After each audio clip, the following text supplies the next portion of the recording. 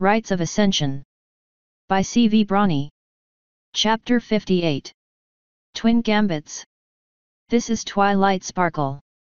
I'm ready to proceed with the final phase. Esteem held his chest to try and stop the sudden pounding, barely preventing his other hoof from tearing off the radio on his ear. Intelligence officers, meet me at the main lobby of Cloudsdale Armory's HQ in 30 minutes. We've already disabled the bomb in the loading bay. The techs will sweep the CEO's office with detection magic first. After that, we should find what we need there. Sir, did you? Esteem smacked the police charioteer upside the head. Of course I heard it, buffoon. Hurry. If the bomb failed, we need to get there now. The chariot dove and banked around the core, aiming directly for the headquarters.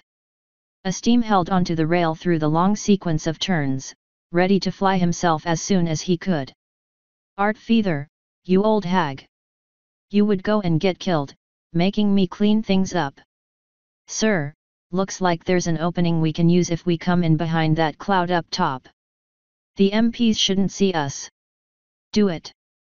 Esteem spread his wings out. I'll go in, take care of things, and get out. You all take off right away or you'll get me spotted. Almost time. Hold very, very still until you get your opportunity, or this won't work. Twilight aimed her horn at Spike, readying the camouflage spell. I know. I move, the spell breaks.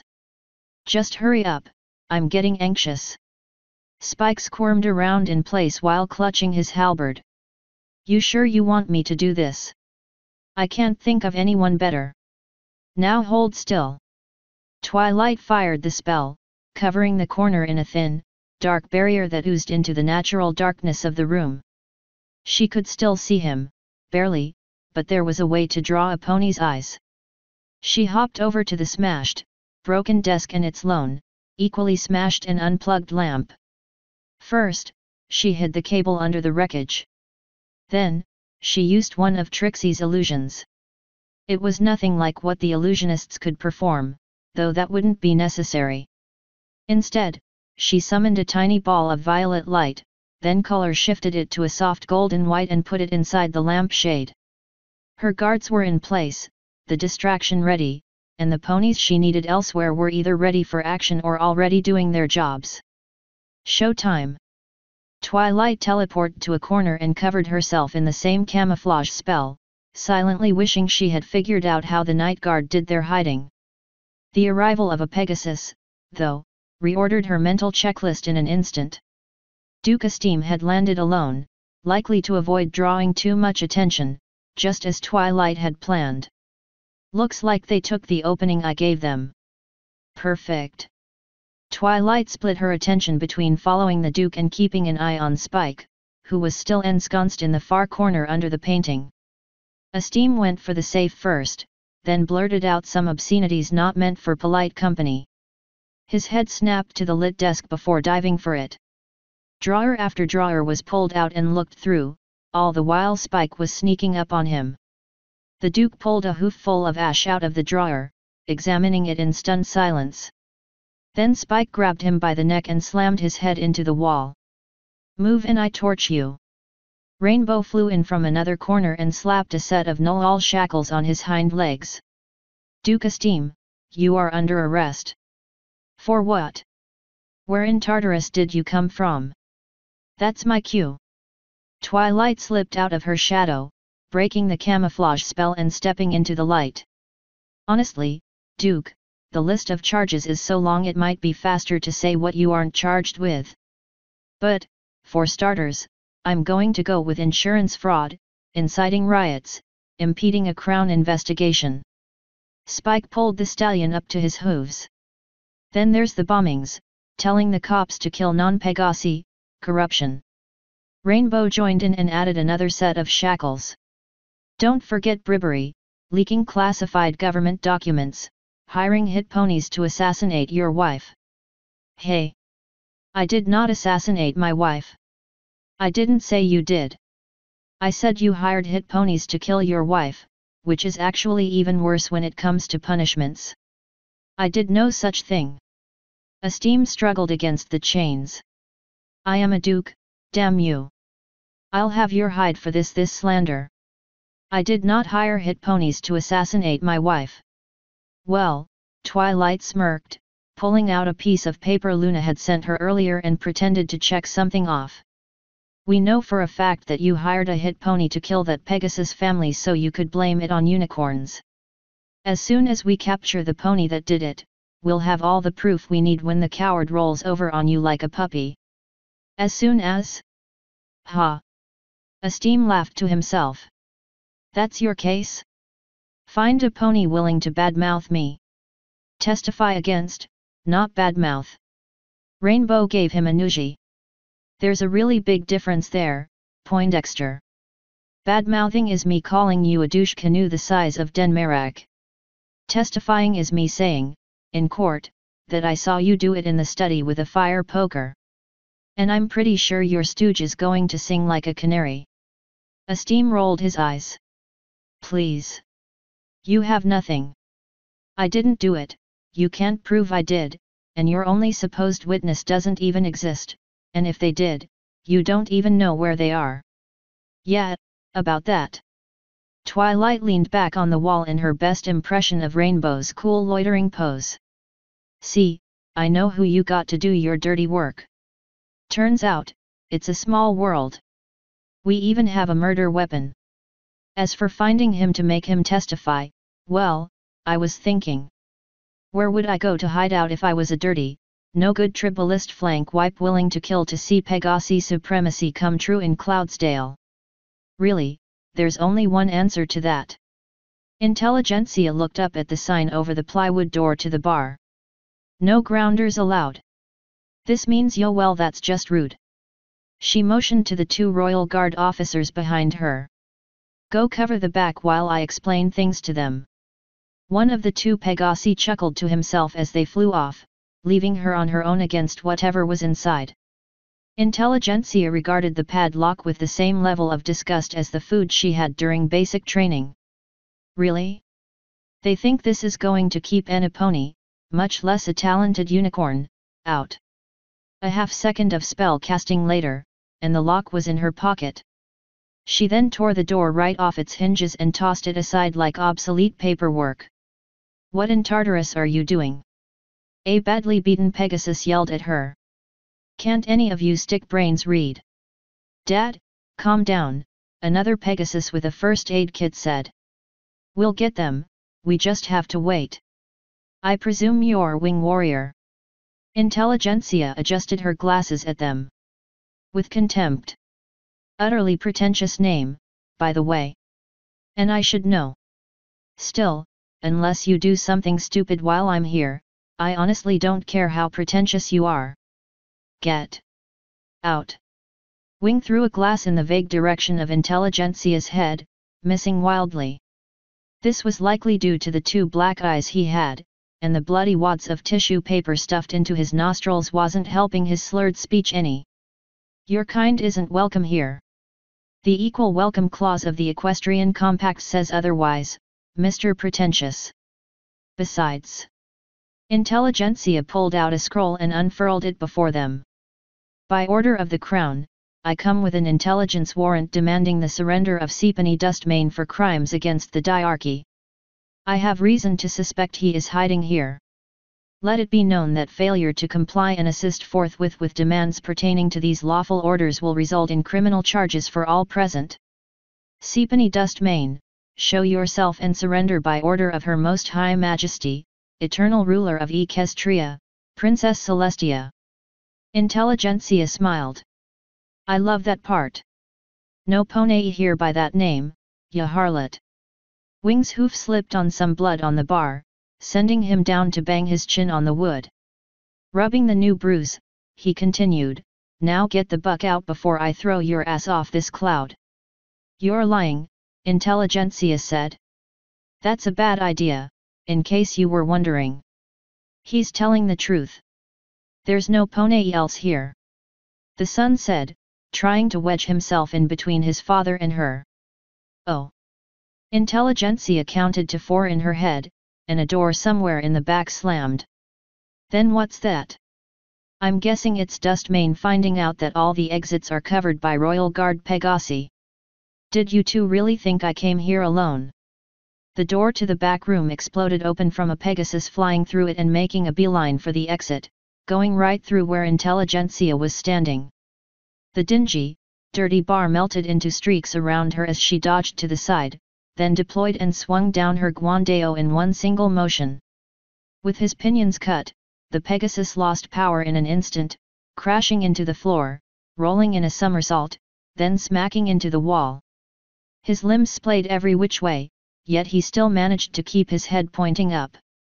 Intelligentsia slammed the bar of her polyrm into the Pegasus' neck with her hooves, pressing him against the wall like he was a lump of dough. She then lit her horn, shining its light in his face. "Seepany Dustmane, I presume. Glad to meet you. RGIS wants to have a little talk. And by little, I mean one lasting the rest of your natural life lived out inside our accommodations. And by accommodations, I mean a spacious and clean jail cell. And by spacious and clean, I mean horribly cramped and even filthier than this bar. Go to Tartarus, bitch." Dustmane hissed from clenched teeth. "No way you can hold me. I already am, but when you say it like that, it sounds like you're asking yourself if Duke Esteem will come through for you somehow. He has his own problems at this point, so you'd best start thinking about your own hide. For example, you could start by asking a different question. Perhaps something like, if she's holding her weapon with her four hooves, why is her horn lit? What?" The syringe she had fished out of her pocket of tricks stabbed into his neck, delivering the potion directly into his body. Seconds later, the lump of dough was on the floor and in a pair of shackles. "Well, that was fun." Intelligentsia put away her syringe and weapon. "Boys, we need a pickup." The two Royal Guard stallions walked into the bar, and one of them tossed the limp fugitive over his back to carry him to the chariot. The other stopped, eyeing the two behind the bar. "What about these losers?" he asked. "They're under arrest, too." "What?" The son flailed his forelegs about. "You can't do that. We didn't do anything. What part of let it be known that failure to comply and assist forthwith with demands pertaining to these lawful orders will result in criminal charges for all present did you not understand? You both lied to me. You're finished. Come on, wings at your sides, let the officer get the shackles on. Resist and Mike Wandeo will make short work of you." Part of Intelligentsia's mind thought they were going to try something, which would have ruined her plans, but thankfully they both complied and were led outside without a fuss. The Royal Guard Pegasi loaded the unconscious one into the chariot, then prepared to get the other two in. Intelligentsia held out a hoof to block them and put away her polyrm. "These two are staying here with me. Your orders are to take Dustmane to Fort Hurricane as fast as you can, then return here to secure the scene. He's a much higher priority than these chuckleheads, who have their own transportation coming for them. I'll wait here with them. Go." The guards saluted, then hitched themselves to the chariot and flew off. In the darkness of the cool evening, it didn't take them long to vanish from sight. Thus, Intelligentsia let out a sigh. She undid her mane and let it flow over her shoulders, then reached into her pocket and pulled out a tiny flask. The fluid inside was sour and, frankly, disgusting as it went down her throat. But, it was what was necessary. The two Pegasi looked at her with shock. "You're drunk?" Wing asked. "I never touch alcohol. This is an energy drink, actually." Intelligentsia took another sip. "You idiots have had me running all over this city all day. It's only natural to need a jolt of sugar and caffeine at this point." She chuckled and eyed her two prisoners. "Fortunately for me, I got to be the one to find Dustmane. Makes the paperwork easier than if he showed up at one of the other bars." Wing Warrior about had a heart attack. He had gone as white as the dust on his coat would allow, and lurched like he'd been punched. "Other bars? You mean?" Intelligentsia broke out into a laugh and managed to snort some of her drink up her nose. Wow! Studies do show that tribalists have lower IQs than normal, but wow! You really didn't guess. Wing's sun was shaking, and the stallion himself was about to be sick. Yeah, it's true. Intelligentsia screwed the lid back on and put away the flask. Haven't you noticed how all your plots have been foiled, every single time? How your influence keeps contained? How every year or so, the police finally manage to shut one of you down, but no faster or slower than that? Haven't you thought it weird that Cloudburner, who spent time in the presence of Her Highness, couldn't get this place shut down? Intelligentsia raised her head and looked down at them under her glasses to twist the knife. Every single tribalist bar in the city has been fully infiltrated by RGIS. Including your own. We know everything, and we're the only reason you've stayed out of jail until now. You, and all those like you in this city, have officially outlived your usefulness. Wing retched onto the cloud, and his son just sat there, shaking. 2 chariots pulled up, one with RGIS livery, and other with the army. Each was built to be fully enclosed, and had bars covering the window.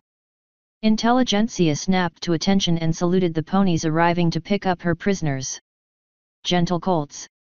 The elder stallion here is to be taken to the facilities in Fort Hurricane for holding until he can be transferred to another city's jail. The younger is to be taken to Canterlot Castle's dungeon for further interrogation by RGIS. Canterlot Castle? Wing Warrior asked. Why there? Intelligentsia scoffed. Take a wild guess. His son put his ears down and turned his head. Wing Warrior slumped to the cloud, only to be hauled up by the MPs. Son? It was you? You were the informant. I'm sorry. The boy stepped into the chariot, silent and in tears. Intelligentsia waited for the shell-shocked Wing to be tossed in the other chariot, then closed the door on him herself. This is where hatred leads. She pulled out a business card with anonymized RGIS contact information and tossed it next to Wing. If you decide to come to your senses and want to cooperate with us, show the officers at your interrogation this card. If you want to keep being a scumbag, throw it away and spend the rest of your life in jail. Either way, I'll get what I need. She pounded on the side of the chariot, and both of them took off. After another sip of her drink, she clicked on her radio. Lieutenant Intelligentsia to Hurricane Relay. Primary objective complete. And your secondary objective? The voice on the other end asked.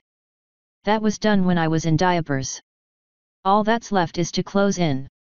Twilight's ear twitched at the report coming in over her new armor-integrated radio. And, that's that. Dustmane is secured in an undisclosed location. Duke Esteem, I am formally placing you under arrest for the charges of murder for hire and inciting an insurrection. Esteem flapped his wings futilely. You're going to have to do better than that, Sparkle. I'm a duke, and this is my duchy. What I say, goes, and there's no way Dustmane will testify, one way or another. You have nothing. This guy really doesn't get it, does he?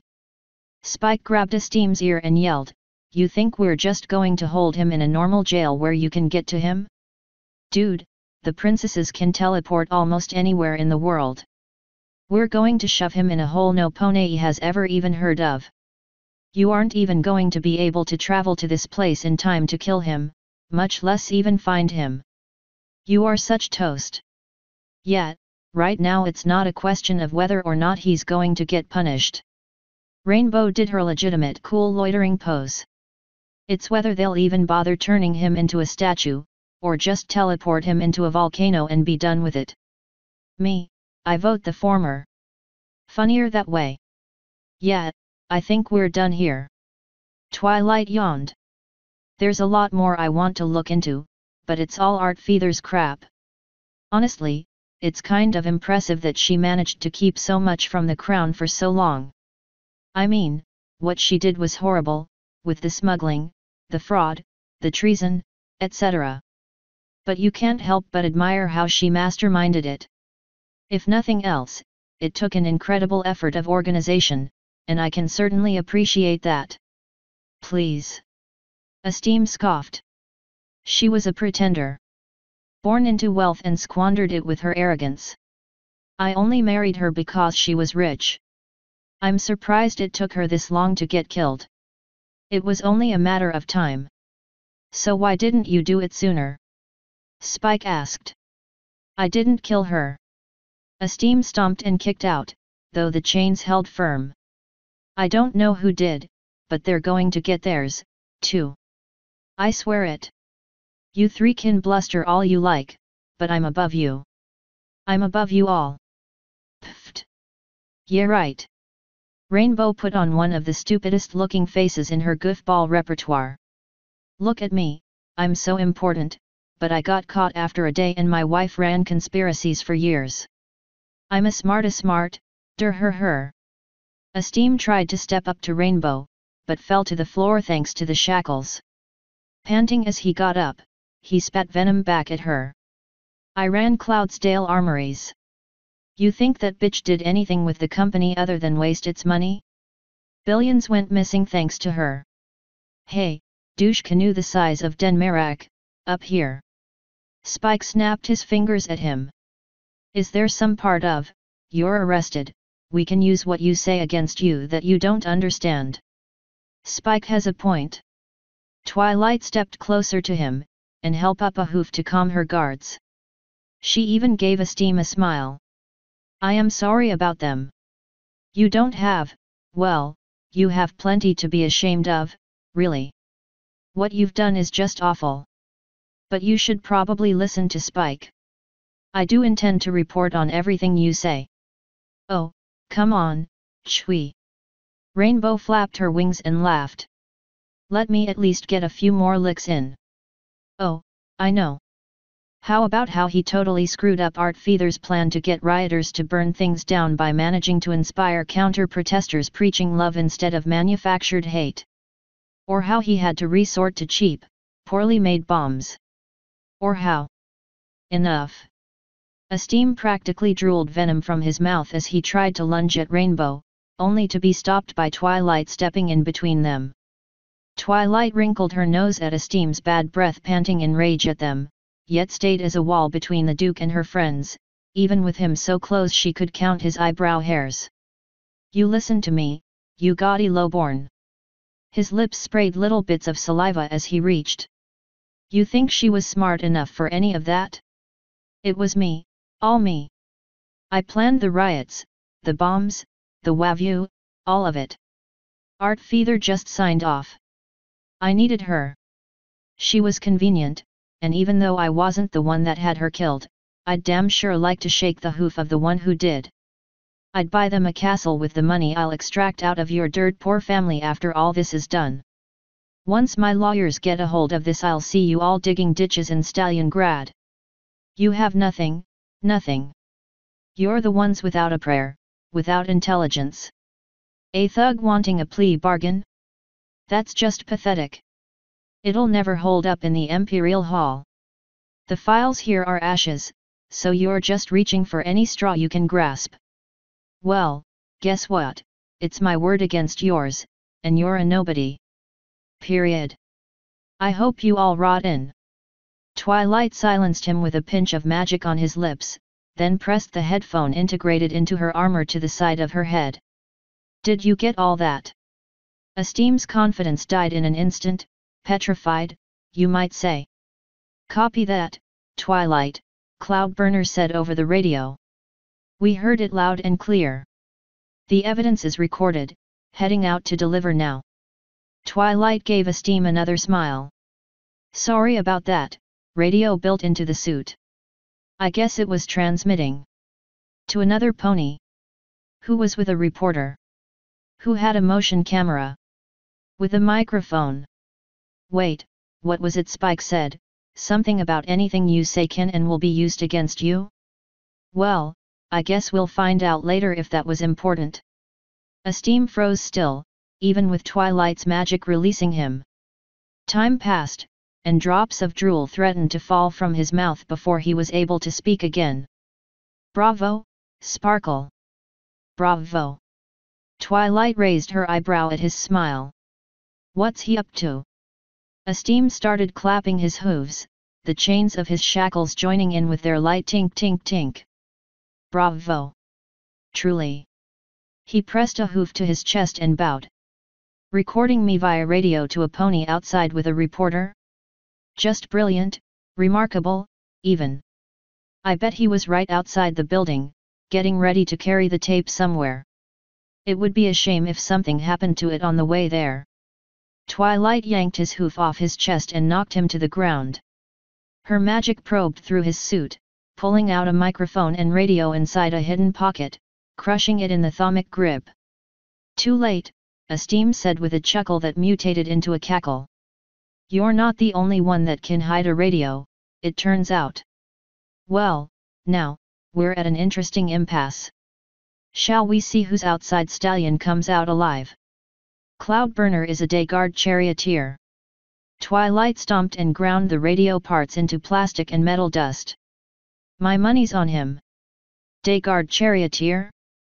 My. Not bad. Esteem's smile only grew. I am curious to see how he'll fare against a Wonderbolt. Tell me, Captain, how well do you think you trained him? Rainbow crashed into the snake and slammed him against the wall.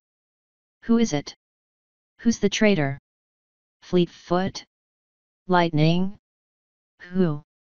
Oh, I think you know him. He wanted revenge after you sucker punched him and threw him out a window. That flank wipe? Ha! Rainbow let him go and have Esteem a whack in the head. It's okay, guys. Cloud will eat that loser for breakfast. Twilight and Spike relaxed, but Esteem didn't seem impressed. On the contrary, Captain. You see, I gave our friend a little advantage. Cloudsdale Armory's latest toy. Boosted armor. Twilight flipped on her radio and pressed her hoof against her head. Cloud. Can you hear me? You have incoming. Oh, it's much too late for that, I'm afraid. Esteem sat back and relaxed like he was on vacation. They're certainly out of range by now. All that's left is to take me to my lawyer, and watch things unfold. The Crown thanks you for your service, guys. Cloud stuffed the film reel into his bag and spread his wings for takeoff. Thank you for the first crack at the story, sir. Verity Print took out another slip of paper and stuffed it in his bag along with the evidence, coincidentally leaning in close enough to peck his cheek. My address. Give me a visit if you're ever free. Cloud's cheek burned like the sun.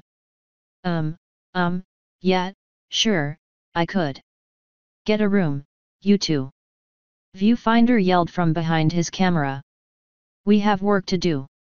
Right. Cloud cleared his throat and tried to keep a professional appearance. He failed. Taking off now. Whether or not his launch knocked the other two Pegasi off the cloud, he didn't know. He couldn't bring himself to look backwards. A pretty mare hitting on me? That's new. His magic slowed for a moment as it built up in his wings, then popped out to accelerate him to cruising speed in only a few more seconds. It was a trick they taught him in chariot school, but it worked even when he wasn't hauling a couple tons of wood, metal, and pony behind him. Dissonance was one of the rules of flight, and it had full effect even in relatively crowded Cloudsdale. He was moving several times faster than any pony on hoof, even the fastest runners in the world, could ever hope to achieve. Yet, clouds were so big and so far away, they could only crawl to him like an infant. At least, that was the case until he got close. A moonlit cloud structure the size of a small town approached him, then passed him in a blink of an eye. He could hold his breath and sail 3 miles before needing air. Longer, actually, since he wasn't hauling anything. Ugh, high-altitude training. I remember that. Wow, did that suck. Small black dots appeared ahead of him, barely visible against some of the clouds. Each was getting bigger, and more were swarming the sky and he approached. The chariots trying to evade told him what they were for. Damn it, More tribalists. Pegasus or not, they probably won't like me leaving, or abandoning the cause or some such nonsense. What to do? I could go high, but if there's any pony there that can follow me I'll lose my speed advantage. Which means... Cloud showed his teeth in a grin. Time to take a dive. Gravity was one harsh, clingy mistress, and would bring anything to the ground that she could. Occasionally, however, a Pegasus knew how to tango with her, and Cloudburner was at the top of her dance card tonight. He tipped his wings, flaring his magic out his pinions to give the mistress a hoof. What was a blur before was now full-blown streaks of color and grays rushing past as he fell. Speed was no longer just a number, it was an existence, and he was its body. Clouds and confused, startled Pegasi whizzed by so quickly he could barely recognize their existence. Cloudburner was also pretty sure there was a falcon crying tears of pride, but he didn't have time to think about that. Even through his incredible dive, Equus was unimpressed. It simply loomed there, barely growing as he plummeted. It was something so huge, so massive and timeless, no mere pony could impress it enough to change its expression. That was fine. He didn't need to impress her. All he had to do was save the day. Wave after wave of puffy, speed-stealing cumulus went by, each trying to sell him on the idea of slowing down, and each getting a "quit trying to push me to buy something, I just want to visit the mall in peace" in reply. He turned and banked and jinked through the field, building up a resistance in the air that every high-speed Pegasus knew. Magic had a speed limit imposed on everything that flew, and this was its warning. Push it too far, and it would push you back, violently. The only beings in the world that could break this limit are ones powerful enough to spit in the eye of the mana in the air.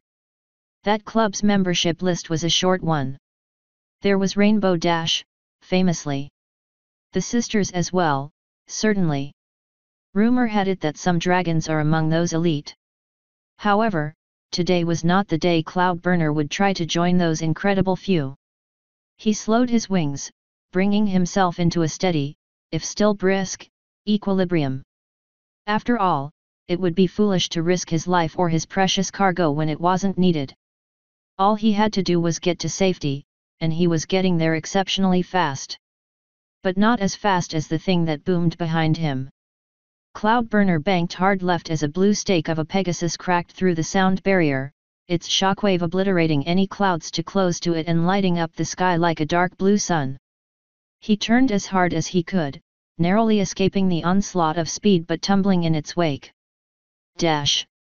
What the hell, you crazy mare? No, Dash does a rain boom. It has all the colors, not just one. This is some pony else. He turned back into his dive while the other Pegasus came around for another pass, still way beyond the sound barrier even while traveling up.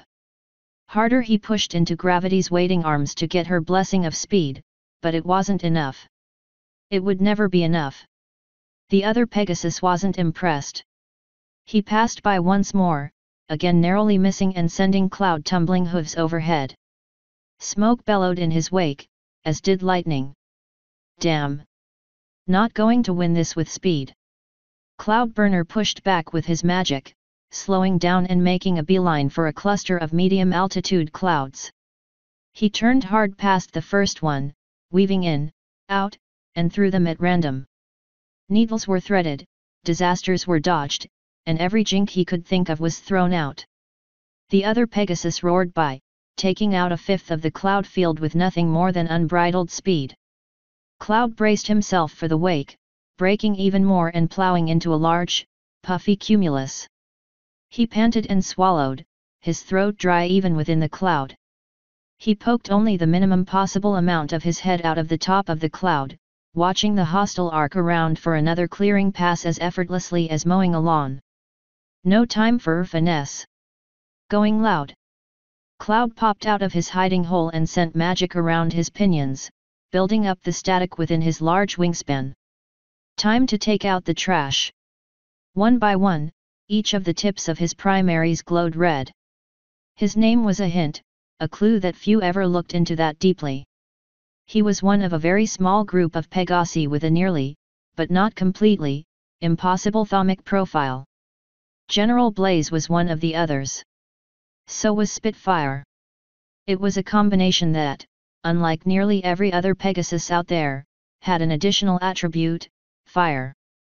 His pinions burst into flame, pushing the static beyond anyone else without his pseudo-secret was capable of. Red lightning danced around the feathers in a celebration of light and death. "Hey, Griffin Lunch! Put this in your pipe and smoke it!" The blast shattered the sky, evaporating the cloud under him and subsumed his target with electricity and flame. A half a dozen of the clouds ahead of the bogey winked right out of existence. The shockwave was nearly equal to that of the sonic boom from before. The hostile kept going without so much as a scratch, still glowing a dark blue and still laughing in the face of the speed of sound. Welp! That didn't work.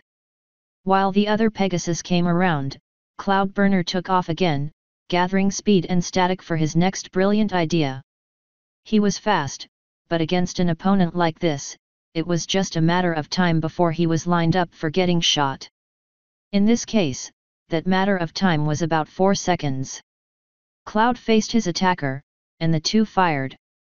Red and white lightning repulsed each other, spreading out into the sky, giving an unnatural daylight to the land below. Dozens of bolts from their wings sucker punched each other, though at the end, one was winning, the red. Cloud pushed himself to the side, ready for the wake from the hypersonic Pegasus as he passed. His eyes could only get a clear picture for an instant, but it was pristine enough to hang on a wall. "That's a wonderbolt," he thought as the wind sent the world spinning like a half-dozen tops. "I recognize the flight suit.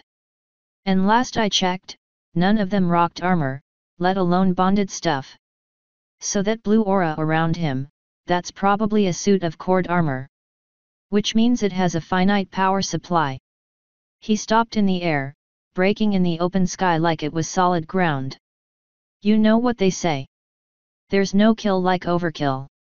He recharged his wings while the two fast Pegasus had to fight to turn, still seconds away from another attack.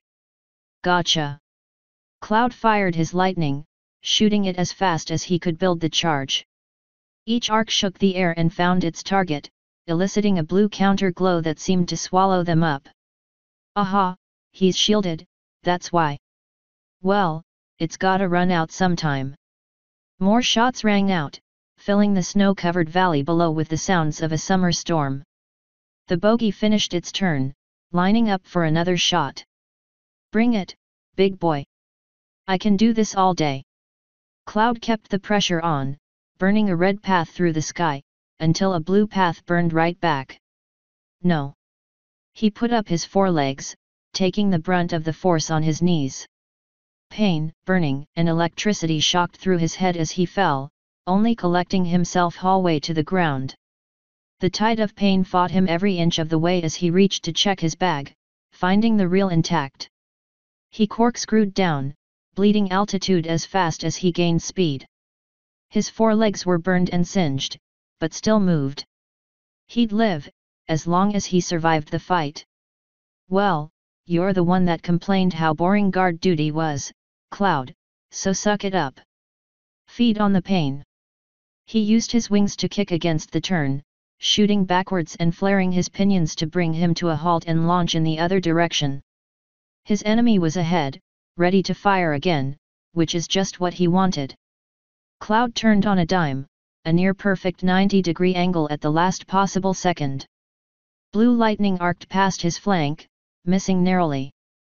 The enemy Pegasus passed by a second later, and that was the cue Cloud had been waiting for. He turned again, lining up another shot as he tailed his bogey. He racked up hit after hit, turning with his enemy even as the hostile tried to turn to face him. Speed was king in a dogfight, but kings could always fall to clever insurrections. Even with the armor boosting him to impossible speeds and creating a wake of magic, Cloud stayed with him. Each turn the other made just gave him another shortcut, letting him stay on the enemy's tail the entire time. At least, until the enemy did something heretofore unthinkable for an enemy with a nigh incomprehensible speed advantage, he slowed down. The blue trail of light vanished, and the bogey went from in the lead to in the dust and lining up a shot. Damn it! Cloud jumped back into gravity's embrace, dropping, turning, and firing his lightning first, or so he had hoped. Instead, the two bolts met like charging rams with dynamite strapped to their horns. They combined, mixed, and detonated, tossing them both back and hitting Cloud in the face like he'd been punched. Worse, the hostile was already turning around. That does it. I've had it with this. You want me? Come and get me. He tore away from the bogey, leading him on another chase through the clouds. In seconds, he was being lined up again for another shot, which meant it was time. Cloud hit his brakes once again, bleeding buckets of speed. The enemy caught up in a blink, well, before his lightning could recharge, and Cloud grabbed on. All four legs wrapped around the Wonderbolt and squeezed, the vice grip ignoring the pain and his wings flapping without restraint, aimed right for the ground. What in Tartarus are you doing? The Wonderbolt screamed, flailing about. His stock pony frame was built for speed, not the strength of a draft pony like Cloud. Get off of me! Typical Wonderbolt. What's wrong, big guy, couldn't take me without your little toy. Cloud felt the stallion try to bend and aim for the sky, but he just squeezed harder and turned their bodies back towards Equus. You're just like your whole bucking team. Well, guess what, Chowderhead, you win. I can't take you on, but I can take you with me. Are you out of your mind? Let go or we'll both die. He bucked and kicked, but gravity still touched them on the lips. Small houses and ponies were visible now, and each time the armor tried to boost, they just sank deeper into gravity's bosom. Aren't you listening? You'll kill us both. That's the idea, Fraidy Cat. What, the big bad Wonderbolt scared to die? Yet, you fools talk game when you demand some pony take out all the black jelly beans in the candy dish in your trailer, and sure you even fly like you give a damn, but when you're faced with a sure loss you go all to pieces. Well, look at that ground, pussycat, we're both about to go all to pieces, literally. And I don't give a buck. You're insane. Yup. I'm just all cuckoo over here. All I need to do to win is get my evidence to the right ponies, and I don't need to live to do that. I'm betting the evidence outlives us both and that my side finds our bodies first. Wadea say, let's go watch from the Summerlands together, you and me. Help! Some pony get him off of me. The Wonderbolt scratched at his armor's clasps, unhooking two of them. Help! All the damn same. Only Wonderbolt I ever met not scared to die is Spitfire. The rest of you are prissy little kitties looking for mama to feed them some milk and attention. But I'm a day guard. My life already belongs to Celestia. I live and die at her whim. If my passing means she wins, then my soul is hers to cash in. The stallion kicked hard, sending them spinning but still keeping them heading downwards. Let me go. He slapped open the last two clasps and slipped out of the armor as it opened, leaving Cloud to fall with an empty suit. Hat. Cloud ignored the fall and tossed the armor while charging his wings and lining up the shot. Goodbye, puss. Bang. Two large, separate, burning pieces of flesh fell out of the explosion, falling silently and solemnly through a growing snowstorm. Cloudburner rolled over, orientating himself with the ground. He could see the individual waves in the lake below, and gravity was ready to go all the way with him right then and there.